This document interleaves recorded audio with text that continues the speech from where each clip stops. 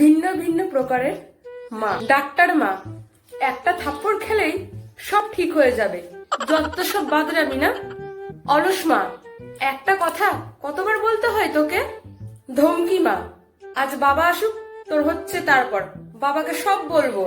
পুরনো মা, যখন আমি তোর মতো বয়সে ছিলাম বাড়ির সব দায়িত্ব সামলাতাম, সব কাজ করতাম। ভবিষ্যৎ মা, আমি জানতাম এটা ভাঙবে। কনফিউজড মা, আমি মানুষ না মেশিন। রাগী মা, টিফিনটা তোর জন্য ছিল না বন্ধুদের জন্য।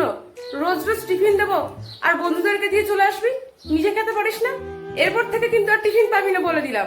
সন্দেহবাদী মা, রান্নাঘরে গুঁড়ো দুধ ছিল, কে খেয়েছে।